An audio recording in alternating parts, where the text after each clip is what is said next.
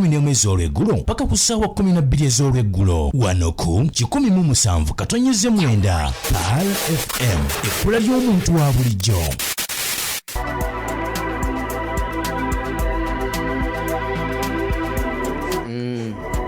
Bajiyita Paal FM 107.9 ekkula ery'omuntu wa bulijjo. Mwebale nnyo, mwebalire ddala gye musinzira okuwuliriza radio eno. Mukkirize mbalamusa n'ekiramusa ekisinga byonna nti assalamu alaikum wa rahmatullahi wa barakatuhu. Nze muzzukulu wa Jjajja Budda, muzzukulu wa Kasira, muzzukulu wa Kanaana Kayongo Hakim, mwana nzaalwa ye Bukoma Nsimbi. Program bagiyita Paal Doctor eba ya byabulamu, era tusinzirawo ne tugenda maaso n'okuba nga tuleeta abakugu ne babaako ensonga ze batusomesa. Wano ku Paal FM enteekateeka zongera okugenda maaso n'okuba nga zikolebwa. Abaana bali mu kugenda okuva obwedda emmotoka baasi zisomba baana. Ndowooza Feezi efembayo yeeyawo bendabye bali mu kugenda maaso n'okuba nga balinnya boolekera Gunjuka. Omuzadde atandika bakuleeta mwana wo wano mu Gunjuka ne Paal FM kijja kuba kya bulyazaamaanya kubanga lino naffe ly'ebbanguliro lyaffe eri abayizi abawummudde okwongera okubabangula empisa z'omu bantu. Ate ekifaananyi kya Paal yazimba ekifaananyi abantu balina level kwe bagirabira. Ye radio gy'obeerako n'otabamu kwesitala na mwana wo. Kati twagala tuzimba abaana nga tubateekamu ekyo kyennyini kibateekeddwa okuba nga mwebaliya. Tannaba kuleeta mwana wo banayikola enteekateeka olabe nga omuleeta. Tuli mu program Paal Doctor. Kabanga kabadde kagenderedde nga dokita wammwe temumulabako naye kababuuzeeko mukakase nti mwali mu nnyumba era amaze okutuuka.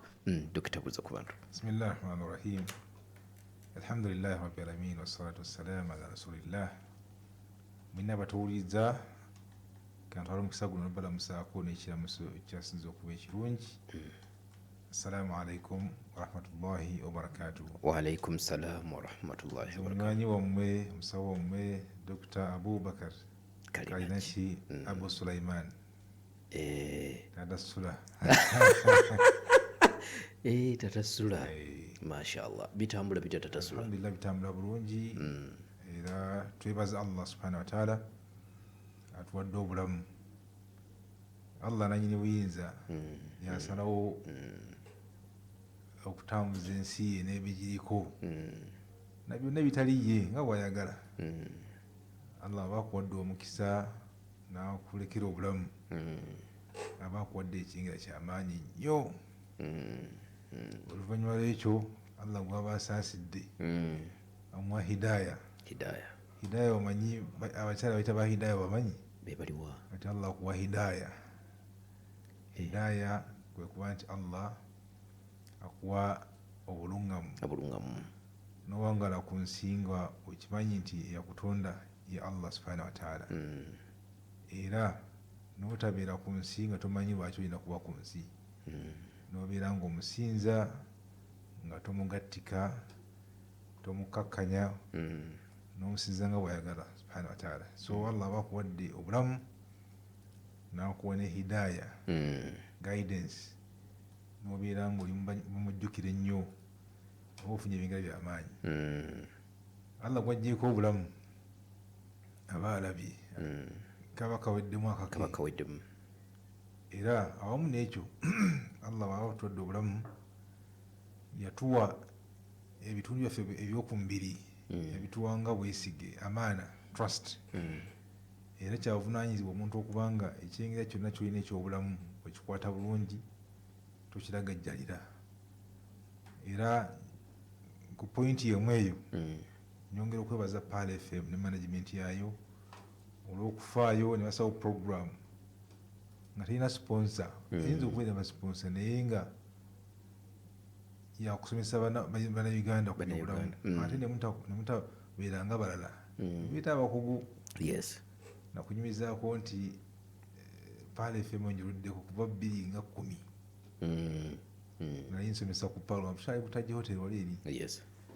Naye lumu omusajja muzajjawo erimbika ng'omusawo omukugu. Naye otuuka mu studio ng'alabika si musawo omukugu. Si mukugu bulungi. Naye omu ku ba presenters yali mukambwe nnyo gy'ali.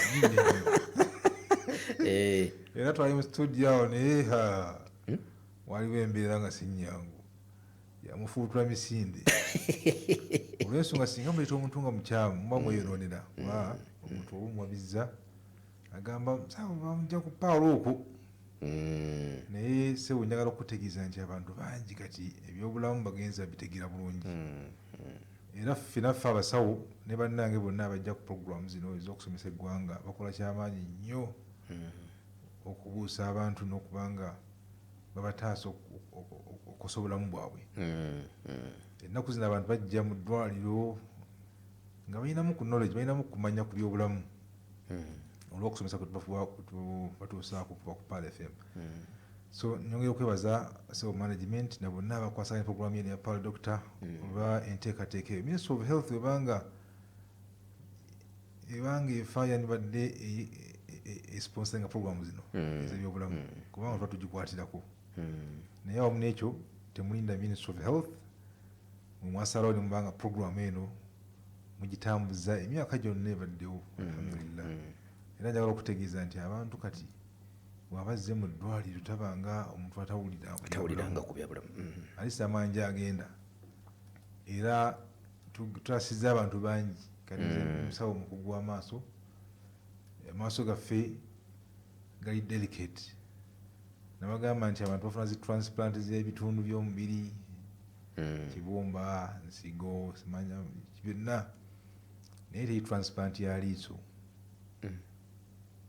Transplant y'eriiso oba omuntu okubanga bajja eriiso ly'omuntu ne balikuwa ekisooka kyayo teri muntu asobola kuwa eriiso lino baliwo omulala tekisoboka wabula transplant gye tulina yokka mu maaso ya bitundu ku liiso era transplant gyetulina okukola yokka bagiyita corneal transplant okutransplanting emmunye efunye enkovu bagijjako ne bakuwa emmunye y'omuntu omulala era emmunye tebagijja ku muntu mulamu bagijja ku muntu ng'akoze eki ng'afudde. So endwadde ezimu ezikosa amaaso gaffe ziba mu kukozesa ddagala lya habo ddagala erikosa sinakindi n'okwejjanjaba nga tulabye omusawo w'amaaso. Njagala okutegeeza nti incidences zikyaliwo oba abantu si nti bwewawuliza Pal FM abantu abajja ne complications of herbal medication oba self medication abantu abafuna emitawaana ku maaso nga kivudde ku bulagajjavu mu kukozesa eddagala lya habo ku maaso sinakindi okwejjanjaba nga tebalayo musawo olina kwesa akalagala nga kali opposite kakola opposite ku byagezaawo okujjanjaba n'amaliriza nga akosezza amaaso ge si kukosa kwokka kuno oba ne gafa n'okufa. So ndowooza talk shows no zijamye nnyo abantu okubanga atleast babuufu ebit just embeera y'Abannayuganda yaffe temala gakyuka yonna completely kubona okugambako naliko ebuyindi eyo abayindi bangi naye bawuliza nnyo abasawo kaŋŋamye nti batwala nnyo ekigambo ky'omusawo okusinga ffe Bannayuganda. Munnayuganda ajjayo omusawo n'omuwulirira n'omukebera nasigala ng'akubuusabuusa era ogenda okola ng'akoze ebintu oluusi ebitaliyo ate nga tugezaako okubawulirira nga tubakolako naye ndowooza nga ali awo abuusabuusa n'amaliriza era ng'akoze ekintu ekitaliyo naye si bonna. So bannange mwenna abatuwuliza puroguramu eno ya Pal Doctor mukitwale nga eri enkulu nnyo ddala. Dr. Kalinaki wetutuukidde olunaku olwaleero tuli mu kaseera ka byabufuzi ate nga bwo obulwadde tebuliiko ebyo tuli mu kaseera ng'omukka gubalagala gukubwa mu bantu mukka ne gubasiiwa n'ebirala ebigwa mu kowero tiyagaasi ono alina obulabe ku maaso. Kambuuze nange ekibuuzo bamukukuba mwonyumirwa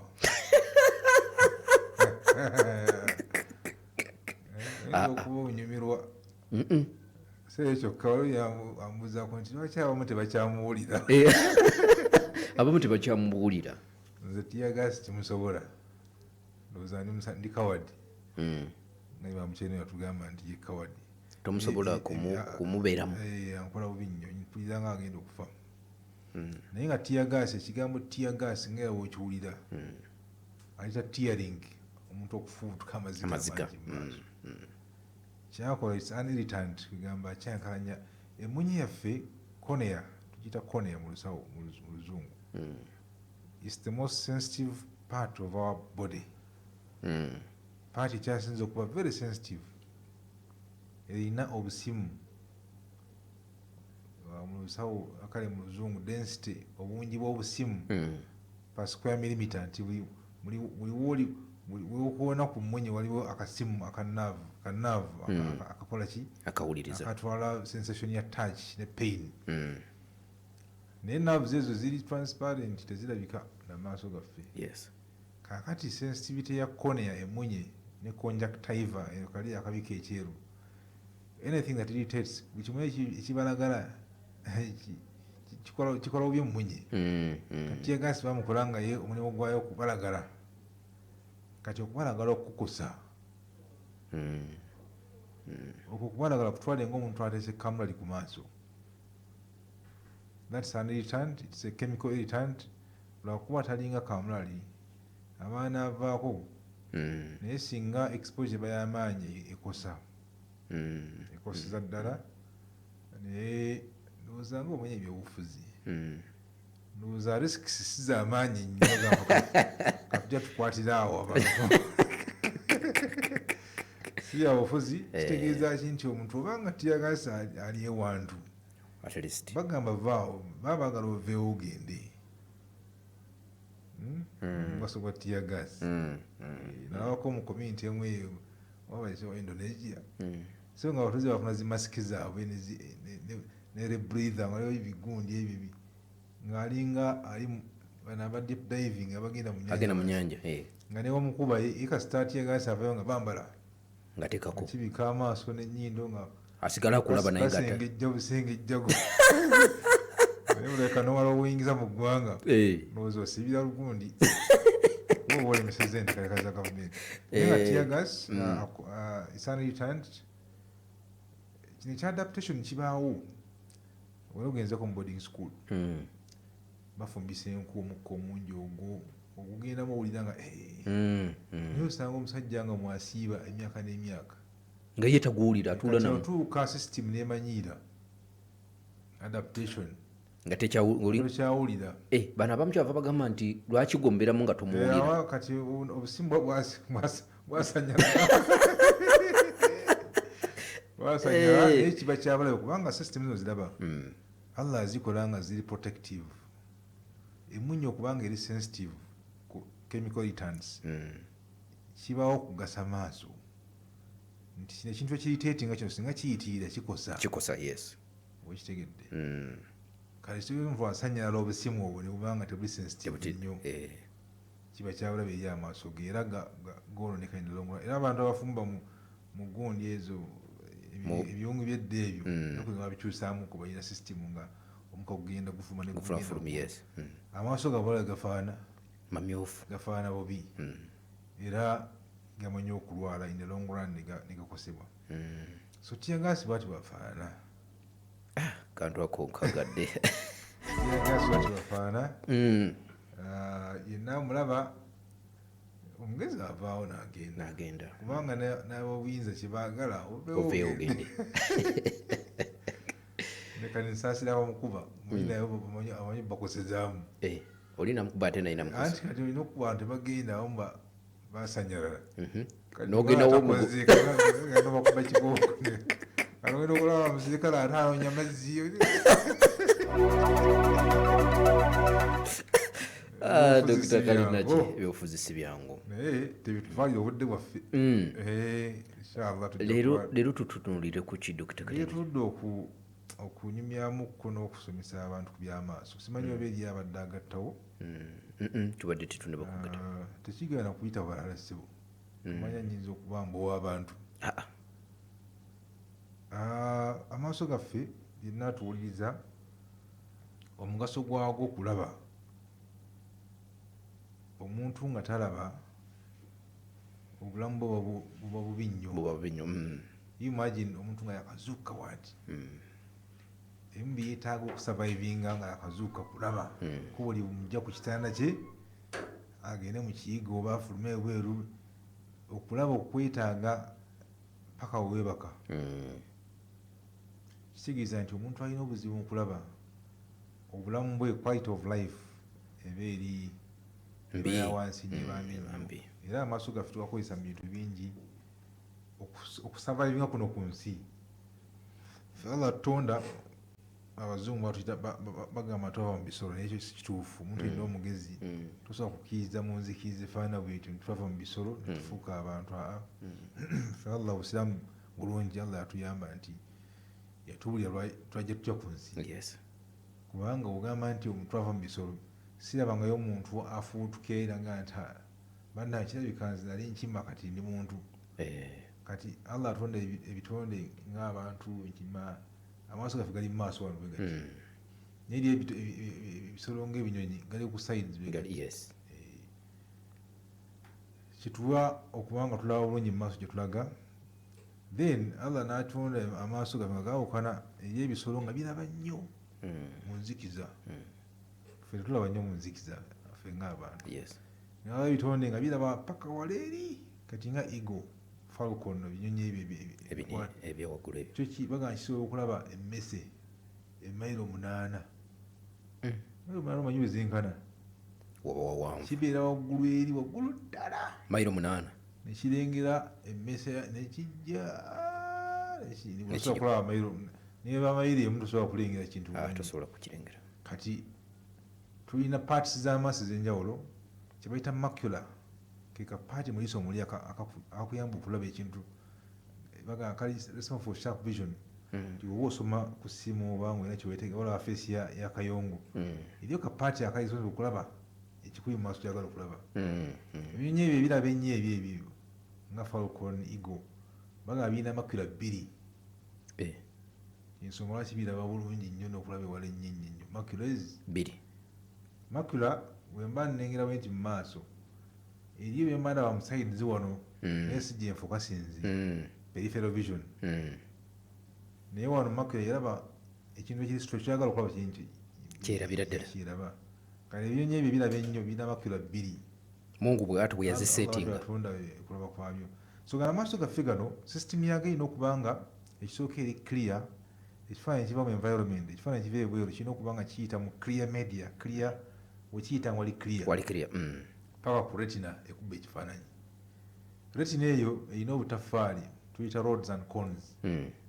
Bwe buli responsible bwe buvunaanyizibwa okukyusa light rays, amaanyi g'ekitangaala kivudde mu environment ne gakikyusa ne zifuuka nerve impulses ne gafuuka amasanyalaze.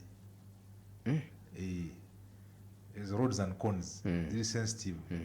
Zo capturinga kifaananyi ekyekitangaala ne gakikyusa ne kifuuka amasanyalaze. Nerve impulses ne zigenda paka ku bwongo eri ku nkoona gye ziri ezikola ku maaso yewali ssente eraba. Era omuntu waguwa kyenywannyuma n'akuba enkoona n'amaanyi ayinza okuzikira n'atadde mu kulaba. Naye yo ne nerves ezimu nga manyi Allah atonda mwanadamu yeewuunyisa. Nerves ezimu tezituuka ku nkoona zidaivatinga ne zigenda ate ku bwongo parts endala zicoordinatinga system endala ez'okulaba.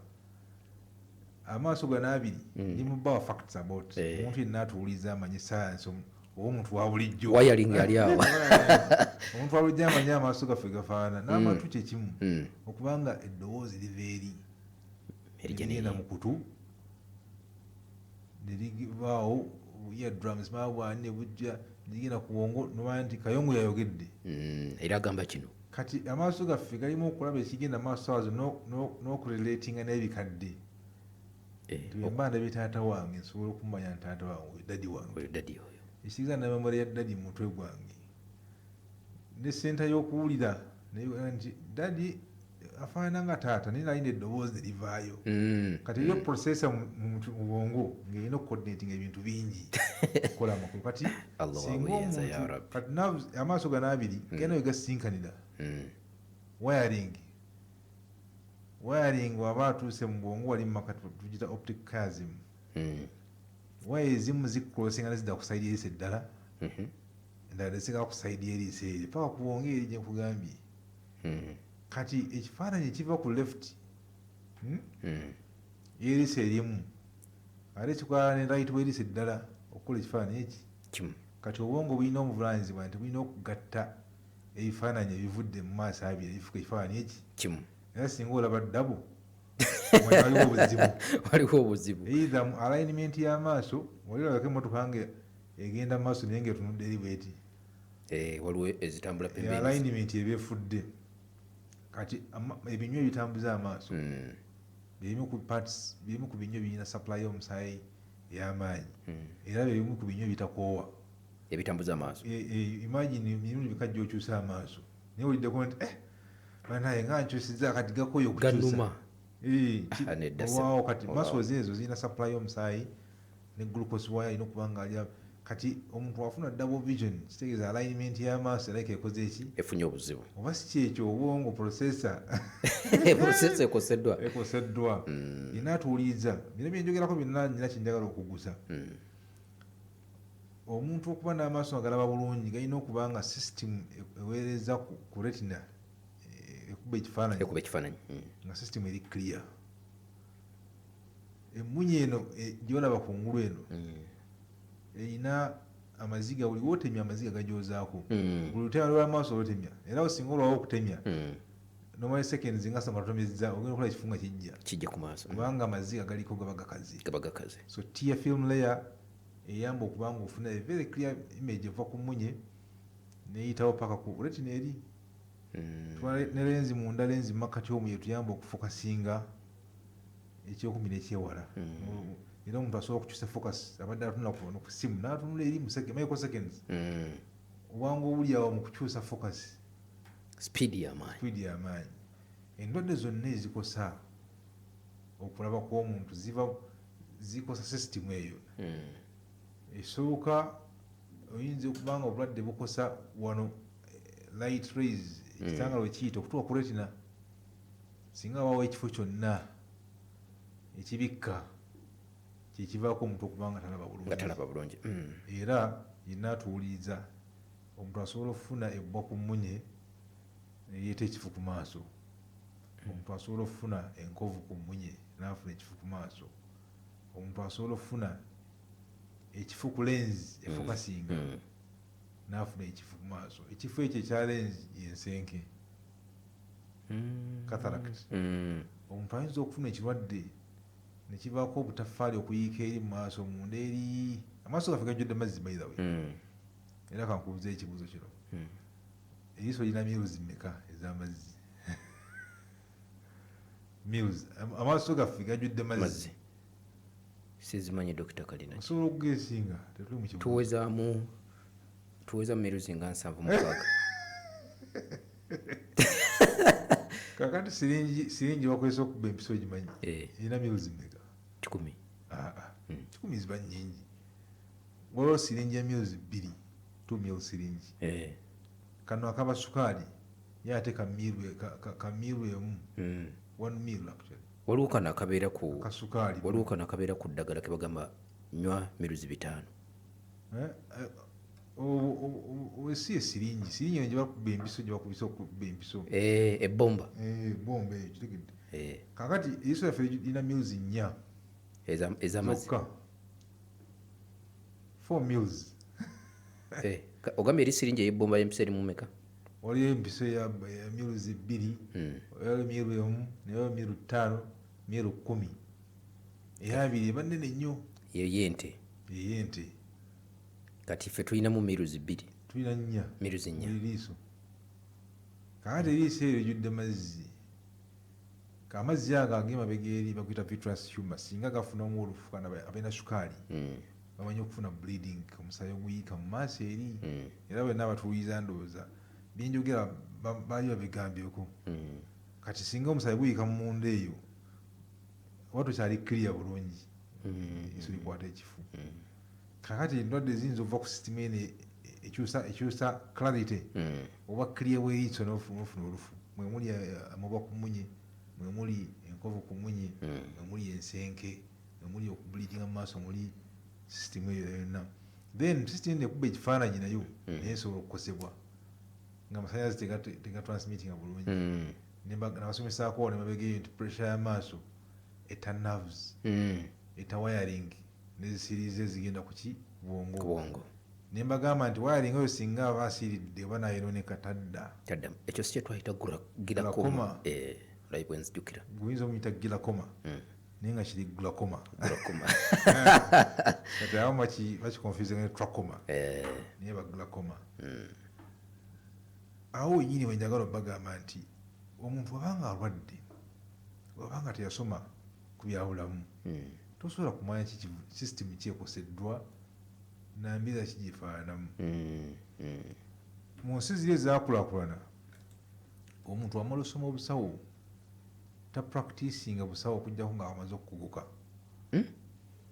mu nsi ezakulakulana ne Uganda kireka mu maaso eyo kijja nti tosobola kukola busawo ng'oli general doctor oba general omala ku specializinga kikati nkuguse mu kino newankubadde eryo bayita ba GP general physician nga naye yasooka nakola obusawo obusooka naye namala navuga mu general practice kati nga asookera ku ndwadde ezisinga zonna naye nga omuntu wabanga alwadde matu nga alina kulaba musawo w'amatu ntwaladde magumba okujjako nga kyalwadde takitegeera bulungi okimanyi nti omuntu ayinza okuba nga aloza kifuba kye kimuluma nga mutima gwe gumuluma naye nga alaba nga kifuba kye kirimu pain mulimu nabagana mpulirayo ekinnuma sikitegeera kati bannaye lwaki nzituse ku point eno tosobola kumanya ndwadde ekuluma okujjako nga either wagisoma obanga omusawo yakugambye nti kyekikuluma bagiyita Pal FM 107.9 ekkula ery'omuntu wa bulijjo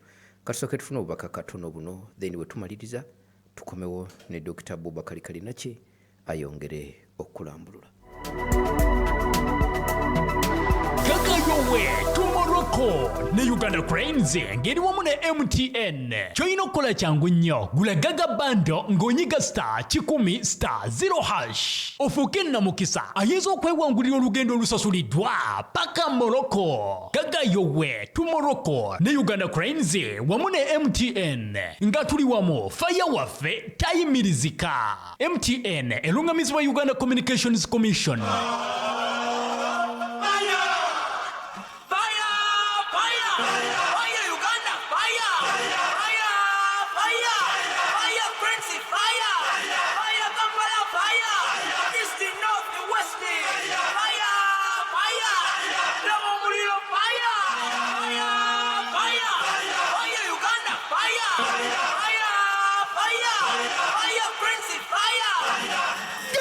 Tusonge Morocco ne Uganda Cranes wamu ne MTN. Gula buguzi bando ya gaga ng'onyiga star noti star noti hashi ofuuke nnamukisa sobola okwewangulira olugendo olusasulidwa okugenda okulaba Uganda Cranes ng'esamba mupiira mu Morocco. Gaga tusonge Morocco ne Uganda Cranes wamu ne MTN nga tuli wamu faya yaffe teremesebwa.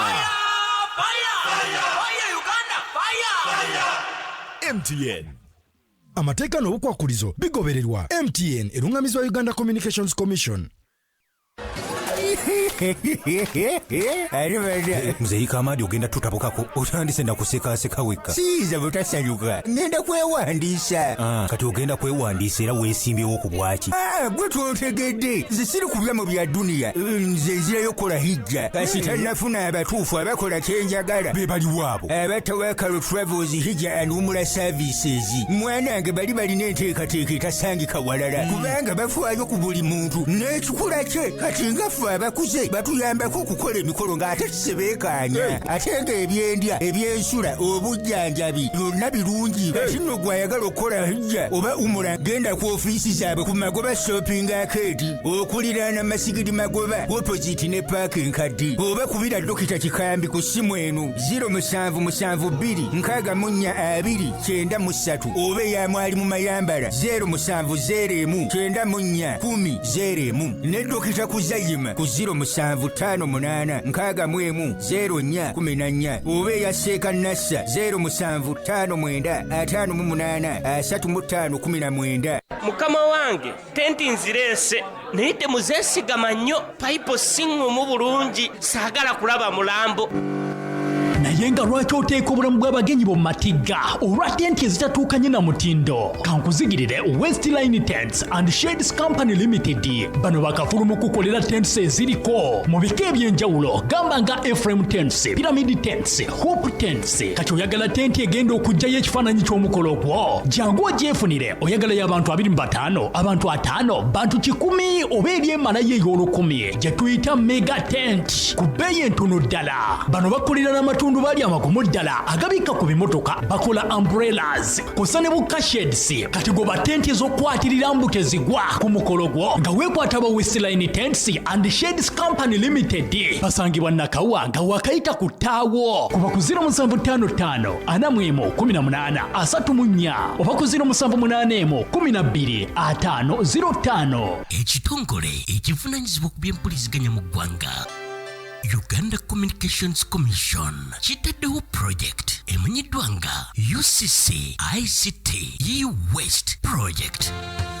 Ekigendereddwamu okulaga bannayuganda obulabu buli mu kusuula kasasiro ow'ebyamasannyalaze mu kasasiro wa bulijjo. Pulojekiti eno etandikidde mu Kampala, Wakiso wamu ne Mukono District. UCC ICT E-Waste Project eteekeddwa mu nkola kampuni ya Towa Bucaafu na nusu okumanya ebisingawo kuba ku noti 7 noti 82 24 noti 2 oba noti 772 40 oba kebera ku www.towabucaafu.org. Gagayowe to Morocco ne Uganda Cranes ngeri wamu ne MTN. Choino kola changu nnyo gula Gaga bando ng'onyiga *10*0#. Ofuke na mukisa ayezo okwewangulira olugendo olusasulidwa paka Morocco. Gagayowe to Morocco ne Uganda Cranes wamu ne MTN. Nga tuli wamu fire waffe tayimirizika. MTN elungamizibwa Uganda Communications Commission. Gagayowe to Morocco ne Uganda Cranes ngeri wamu ne MTN. Choino kola changu nnyo gula Gaga bando ng'onyiga *10*0#. Ofuke na mukisa ayezo okwewangulira olugendo olusasulidwa paka Morocco. Gagayowe to Morocco ne Uganda Cranes wamu ne MTN. Nga tuli wamu fire waffe tayimirizika. MTN elungamizibwa Uganda Communications Commission. Okay, bagiyita Pal FM 107.9 ekkula ery'omuntu wa bulijjo ali atya Ajati Amina Nakiganda gwebale kuwuliriza radio eno okuba nga obeerako nnyo naddala ku programu eno Pal Doctor. Waliwo omukyala muzibe ali bitundu ebyo ebye Makindye akwagala nnyo era programu eno Pal Doctor tagivaako. In fact jo sabiti nga bbiri gye tukubya amabega Dr. Kalina kitulina gye twali eyo omwo omukyala ku bawuliriza ba Pal of Africa nasituka nayogerako eri abantu naye mu byayogera yaga nti yeebaza Radio Pal olw'okuleeta abasawo naddala Dr. Kalina ki nakwogerako era mu byayogera yaga nti alina obuzibu ku maaso naye ali mu nteekateeka ezijja yajja dda ne bamwekenneenya naye ali mu nteekateeka ezijja amaaso gakolebweko naye yabagamba abantu bannange muwulirize Pal Doctor kubanga abakugu we basibuka. Doctor tugende maaso temutuuka okula eddwaliro wano liyinza okulumya abantu emitima abantu bonna abawuliriza Pal FM bagaffe tugende mu ddwaliro lyaffe tufuna programs ezesitiza n'ey'obulamu tuyifuna wali wennyini bannaye olwakadde akatono ennyo engeri etuludde okwongeramu kkono okusomesa abantu njagala leero twogere ku ndwadde ezikyasinze okuziba amaaso ezijanjaba yaazo nebanga recap yes kubanga twerabira olusinetu nekirala information emenye okubanga yeeyongera okwongerebwamu ebirungo n'ebintu ebipya mu nzijanjaba. Omuntu okubanga azibye amaaso tukitwala ng'omuntu okubanga alekeddeawo okulaba. Ekyamazima kiri nti okulaba omuntu okubanga aziba amaaso endwadde ekikireeta ekyokuziba amaaso ezisinga zijja mpolampola okujjawo omuntu afunye trauma oba ekintu kikuba eriiso ne liyiika n'endwadde ezisinga zijja mpolampola era endwadde ezisinga ziri preventable zisobola okwewalika era ziri treatable ziwona. Endwadde esooka ku lisiti yaffe gye bayita ensenke cataract enatuuliza common first things first ebintu omuntu agamba nti Buganda musinga kubamu ggwanga ki Baganda n'erinnya Uganda kakati mu byamaaso endwadde ekyasinze okuziba amaaso cataract buli yenna yalina ekifu ku maaso omaga omwera nti amaaso gazibye ekitundu kirana ku 10 ensenke evaako okubanga amaaso gaziba. Ensenke eno kitwale ng'omuntu abadde n'endabirwamu eyitamu ekitangaala n'ogiyiwako ekikopo ky'obuugi oba kalangi ebadde kirya nefuna ekifu. Lenzi yaffe ey'obutonde ey'omunda wefuna ekifu gye bayita ensenke era bannange ensenke tebeera kungulu ku liiso ebeera munda lwakuba awo ebanga ekuze ennyo ebanga akantu akeeru kolaba ku mmunye naye nga kali munda bayita cataract. Erimu ebika bingi ezimu tezirabikana ku namaaso gaffe meereere ezimu tukozesa machines okuziraba. Ensenke eri treatable ejjanjabibwa neewona abadde talaba naddamu nakola ki n'alaba ago mawulire malungi era towulirako bantu nga abadde muzibe naddamu n'alaba byali bibaddewo. Emyezi gye maze nga siriiwo wano mbadde ne project z'okulongoosa amaaso nnyingi era nongoseza abantu baleka bawera n'ebitaano mu myezi gino nga3 naye mu bo era bennongoosa amaaso abiri omulundi gumu ekyo nkikola kuladde nga badde muzibe ennyo nga tegalaba gonna abiri mukadde talina muzunza naye essanyu lyebafuna nga bazimu okulaba. Allah so bannaina ali eyo ensenke number 1 cause of blindness era ejjanjaba nekola ki neewona. Obujjanjabi bw'ensenke bwakwozaako kwe bayita okulongoosa. Okulongoosa kuno bannaye abatuuliriza si kujja mu maaso si kusalasala maaso si kukola ki wabula process yakwozaako kali akafu nekavaako noddamu nalaba bulungi. Okuziiza ensenke okubanga ejja ekimu ku byayita ensenke bukadde omuntu ng'akuza emyaka era ensenke ekisinga kukwata bakadde nina wakwadde kwata emyaka gyonna n'abaana bato abazaalibwa baba n'ensenke abamu. Ebimu ku byayita ensenke okujja amangu omusana omungi omuntu ayambala bigalo bini bisheds mu musana omungi si malala aba yitaasa kufuna nsenke nga abantu bagamba nti wetaaga protective wear ng'oli musana omungi balowooza bya masappe si masappe gokka wabula UV light ekirungo ekiri mu musana kibayita UV light kiyitire nnyo era ensenke ogenda ekalamoja yegiyisizeeyo oba omusana omungi okay. So omuntu ayambala sunglasses n'enkofiira ezibikka omusana omungi gukendeeza kikendeeza okufuna ensenke amangu. Endwadde ey'okubiri evaako amaaso okuziba eyitibwa glaucoma. Glaucoma ndwadde ekosa naavu eweereza message ku bwongo ekosa obusiwa obutwala amasannyalaze ag'ekifaananyi ekyokubye ku bwongo. Singa waya eya balubu eva ku switch bagisala balubu esobola okwaka kakati wayalinga eyo singa efuna obuzibu tosobola kwaka tolaba. Glaucoma mulwadde eziziba amaaso ate yo mbi nnyo ekisooka kyalima teruma towala bulumya dde. Ekyokubiri etta okulaba kw'omuntu mpola nga tamanyi agenda ogamba nti siraba bulungi nga kiri too late. Era mu lisiti y'endwadde eziziba amaaso ye number 1 cause of irreversible blindness. Endwadde z'amaaso eziziba amaaso nga tegasobola kuddawo nga gazibye pressure y'amaaso.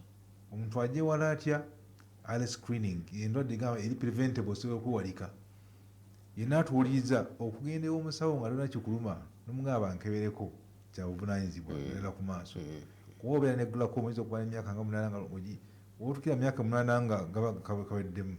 So okunoonya omusawo n'omugamba nkebere ku pressure y'amaaso oba nno oli mugunjufu oba oli mu buufu tobanga bano abasigadde tolina kikuluma bankebere ku ki bankebereko ku maaso. Namba 3, so pressure y'amaaso singa tugizuula nga bukyali tusobola okuziyiza okuziba amaaso. Namba 3, ennaku zino sukaali yeeyongedde mu bantu, diabetes, olwa lifestyle changes. Abantu embeera zaffe zikyuse, osanga kayongo alina akabuto oba bugagga oba ssente nnyingi simanyi, naye endya yaffe yakyuka, katulya nnyo, tulya ebintuntu bingi, ate tetukola dduyiro. Kati tugenda okumaliriza nga tufunye endwadde yaki nti bagenda mu sawuna ne bakola batya, basala amasavu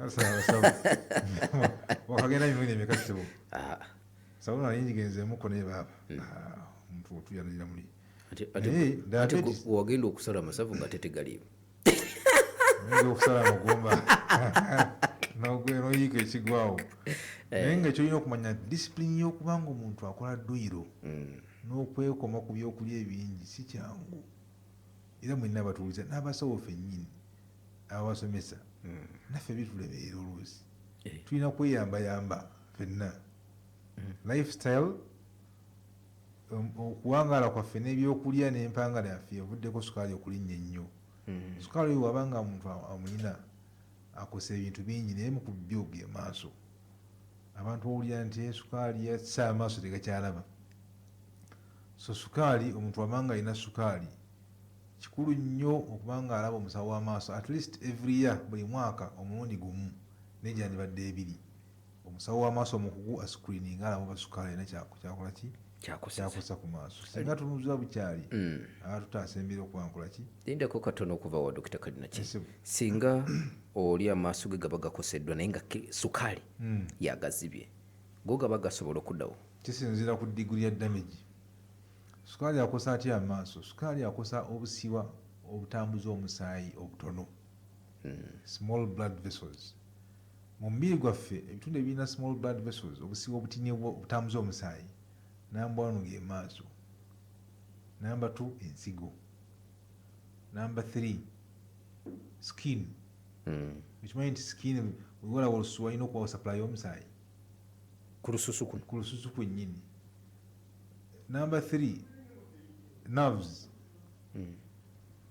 Number 4, even the vessels themselves. Nti omusuwo omunene ogutambuza omusaayi nawo gwetaaga ka supply k'omusaayi, nabwo era bubaako obusuwo obula, tubuyita vasa vasoram. Vasa vasoram, that's a Greek term. Nti vessels of vessels, nti guno omusuwo ogutambuza omusaayi nawo gwetaaga obulamu okusigala gupampinga omusaayi gutambule. So gwetaaga supply y'ebirungu n'ebiriisa ne oxygen. So nawo gulina okufuna supply y'omusaayi. Kati those are very small blood vessels.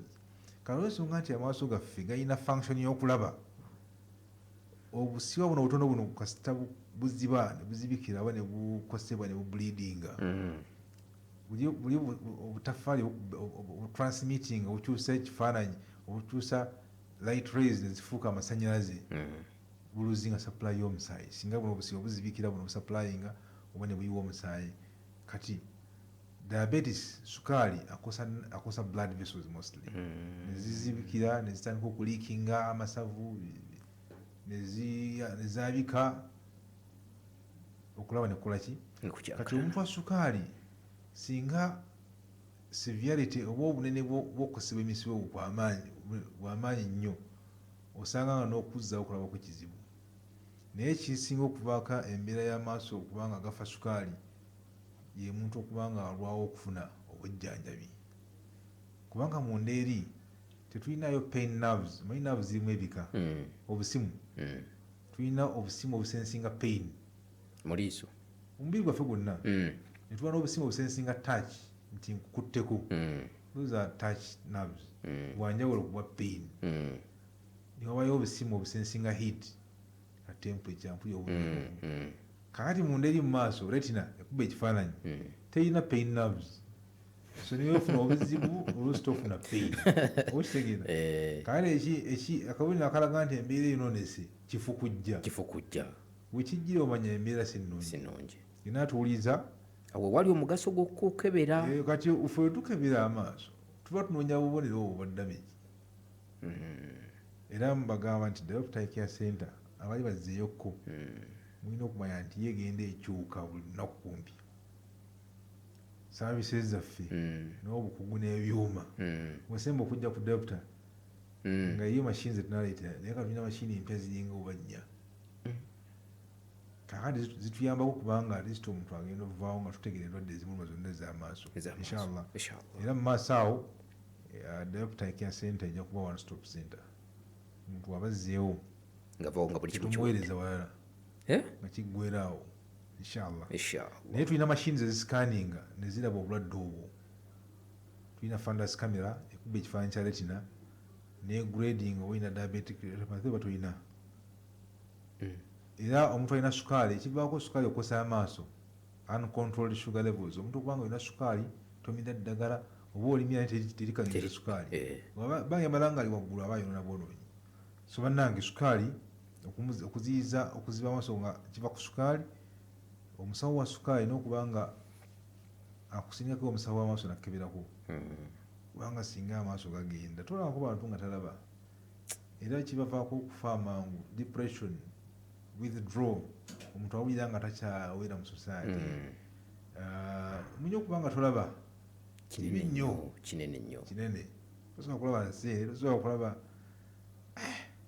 so bannange it is preventable topic yaffe ga nti endwadde ezisinga ziri treatable zijjanjabe ne ziwona oba ziri preventable prevention okuziza zino endwadde kiva mu early screening omuntu okubanga tolinda mbeera kugaa nti sikyalaba nokuulawo omusawo endeyo omusawo nekyala obeerangaawo ngaotudde bikaako eriisa erimu olabe ekulaba kwalyo obiko neddala olabe oba galaba kyekimu osanga allah wakisa nnyo allah abasinga erimu liba litandise okwoloneka nga likyalaba oba tobisseeko tamanya anyagamba musawo just mind siraba naye nadde nekwagula lubindi nembika eriraba ngenda okulaba eno sikyalaba yadde so diabetes amulina okulaba omusawo w'amaaso kikulu nnyo kikulu ddala namba 4 nga tunatera okumaliriza omuntu agenda akula mu myaka afuna breakdown y'ebintu bingi ng'emmotoka enkadde webeera naddala ku makubo amabi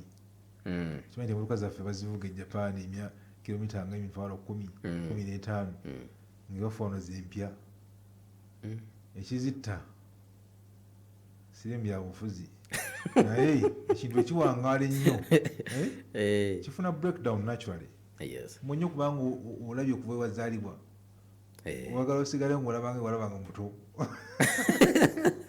kakati esystem zigenda zinafuwa makula gyenakugambyeko eraba nnyo omuntu agenda akula mu myaka 7 eyo efuna degeneration etandika okunafuwa nebafuna kibayita age related macular degeneration okubanga makula eyonooneka endwadde z'abakadde so nazo okumanya nti olina endwadde bwetyo olina okubanga olaba omusawo w'amaaso wano nga sinavaawo nnyo bannaye buli muntu ngaali aweza emyaka 5-6 kyandibadde kyabuvunanyizibwa nnyo okubanga alaba omusawo wabanga taatawo oba maamawo oba jjajjaawo mubi ku byabo birina okumuwa okumutwala mubasawo si maaso gokka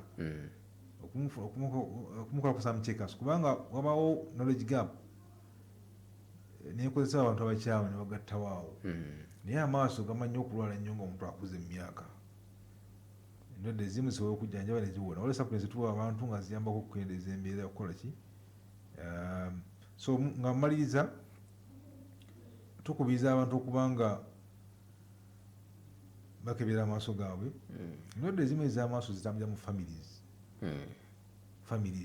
esanga family ezimu nga zirimu endali ali family ezimu nga bagalubindi eri family ezimu nga balina pressure y'amaaso glaucoma esanga omulwadde omu nga alina pressure y'amaaso mba nina okuscreeninga abalwadde bonna bali mu family eyo yina atuwulize singa oyinayo omuntu nga bamuyita muzibe mu family ng'ate waliwo akaseera emabega eyo nga yali alaba chances ziri high nti ekyaziba amaaso ge pressure y'amaaso naye pressure y'amaaso etambulira mu family si bonna nti bagifuna naye mubaamu abagifuna esobola okuba nti esobola okuba ey'ensikirano kyentegeeza tutambulira mu musaayi era obanga olina omuntu nga alinako glaucoma obanga azibako amaaso genda omusaba okukebera kuwalabe oba olina pressure y'amaaso eye protection omuntu okubanga alejolekiza amazikola n'okubanga amaaso togaprotectinga okwambala galubindi eziziiza ekitangaala ky'omusana mu musana banne kyabulamu nnyo yina atuwuliriza si masapegoko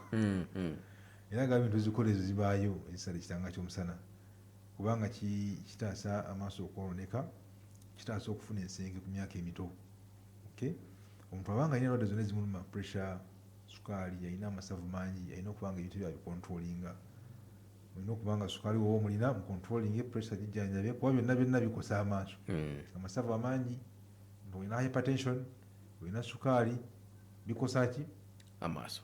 Nga mmaliriza omuntu okubanga asoma nnyo edduwa okusaba Allah amutaasa endwadde zonna neziba amaaso, era muzimu ku adhikaari omubaka zatukubirizanga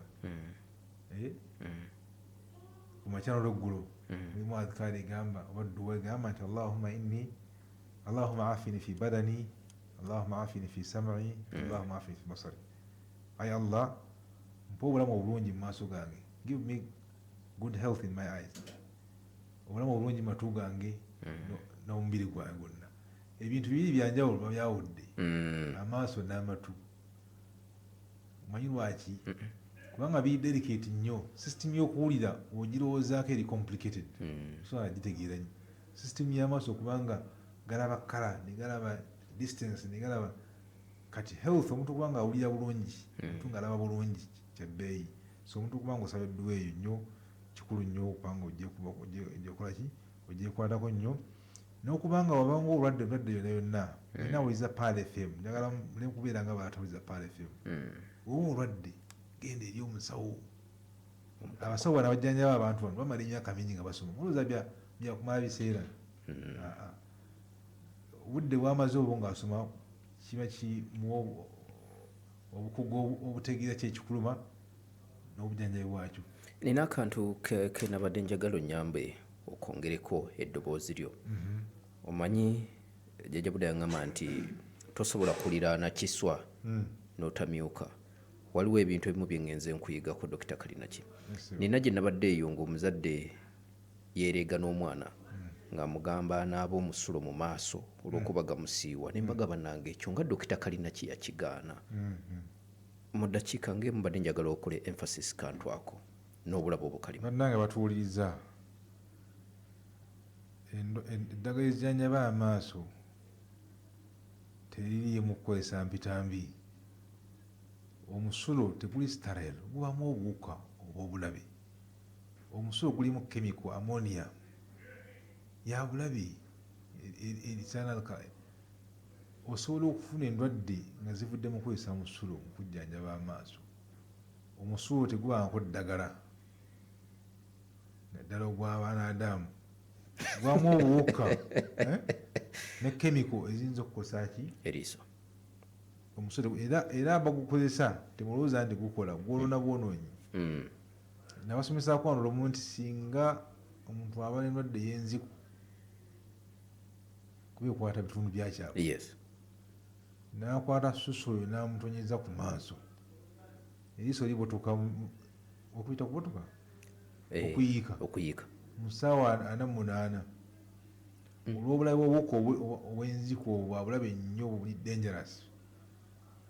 Kaakati omuntu ayinza okuba n'ekiyutiyayi nga yakifunye n'akwata n'assa ku maaso. Ku maaso gali so sensitive, temussaako ddagala lya habo ku maaso. Bwe liba nga lya habo nga lya maaso, waakiri mulimire nga bumizi nga si lyakutonyezaamu, kubanga amaaso gaffe galina sensitivity ku bintu bingi, galina pH yago, galina si kirungi. Tweyanziza nnyo, tweyanzege Dr. Abubakar Kalinaki. Ayina kyayagala okubaako kyayongera okubuuza ku bikwatagana ne byetusomesezzaako oba okwebuuza ku Dr. Abubakar Kalinaki, si mukayongera gibajjukize kuba kyenkakasa basinga mugirina naye kagibajjukize. Bannange, Dr. Kalinaki Abubakar nkolera Wandegya ku bitaala, ekizimbe Haji Musa Kasule Mall. Awo katale ke Wandegya awo ekizimbe ekibi ekiri awo, level eyokusatu, eddwaliro bayita Diopter Eye Care Center, eddwaliro lya Kikugu lijjanjaba amaaso gokka. Enamba yange y'essimu eri 0703 97 3525, 0703 97 3525. Tweyanziza nnyo, tweyanzege Dr. Abubakar Kalinaki. Naffe katubasiibulirire wano tuleke abalala nabo bakwatemu. Mbeebaza babaddeko kuba twatandikidde paka wetukiwunzikidde. Zahara Haruna ebulamu webale kuba ng'obaddeko okono nga kwotadde Ajati